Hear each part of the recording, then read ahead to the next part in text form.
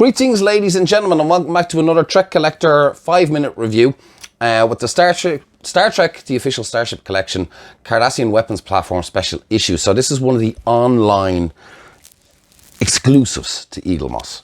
And yes, this is like the third one. So it looks as though they're doing one of these once a month, and they're like £19, like nearly the £20 mark. So a bit more expensive than the standard issue. But before I get into the actual model itself, let's have a quick little look through the magazine. So again, this is not a concept. This was actually seen in the Tears of the Prophet season 6 finale of DS9, and you know what I mean, great episode in my opinion. Very sad to see Dax, you know, the sad thing, just in case any of you haven't seen the end of Deep Space Nine, why not? Or season 6. So a lot of scenes from Tears of the Prophet. And man, these things could chew up starships. They were really nasty little buggers. So nice rendering there of the actual platform itself. And then we get into the concept design of designing the orbital weapons platform. Look at this monster by John Eaves. Wow. Look at this. Doesn't that look familiar? Wonder what that looks like.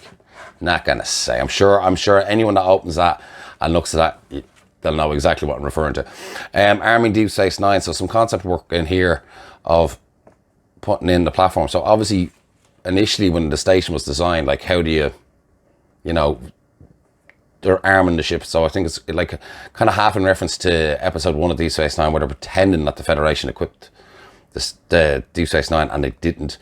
John went around and equipped it using the model and how these things sprung out. And that was absolutely fantastic in the way the war. It was like, whoa. And seeing those weapon platforms coming to use was absolutely fantastic. So that's pretty much kind of the magazine. So now we get into this fantastic first weapons platform. I don't know what you guys think.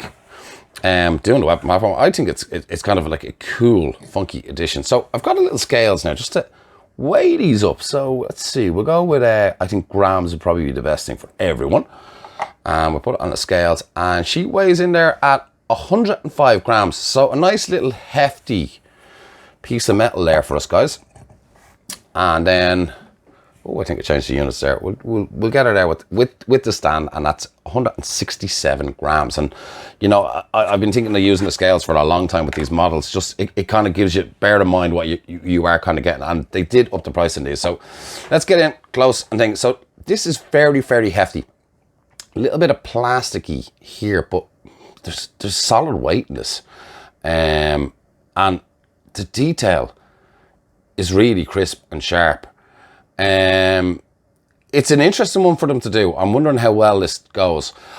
To me, the color seems a tad bit off paint wise, but there's different reasons why that can happen as well. And I think by this point as well, I think this was more CGI towards that part of Deep Space Nine that went more into CGI. So there was probably no practical studio model done. So depending on the light, you know what I mean? And it's not far off what, like, a typical Cardassian color, so that's kind of fairly cool. Yeah, like this is sharp and crisp.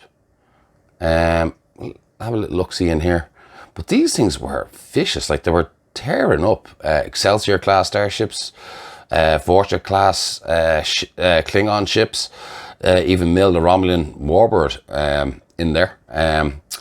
The Battle of the Chantaka system. Yeah, very famous system that the Dominion fought over. The Federation took it back, and then when the Breen joined the Dominion War, I think the Dominion actually fairly took back Chantaka very quickly. So yeah, a lot about Chantaka. So that is my review in 5 minutes. It's nice, it's solid, it's good, it's different.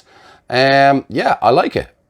So looking forward to seeing you guys what you think of these online specials. I know, you know, it's probably better off to be waiting for another ship just to kind of like get the free postage and packaging. But in fairness, like, these seem to, when they do go online, they seem to be in stock and they're posted fairly quickly. So that is one good plus side of it. So anyway, guys, I hope you liked the video.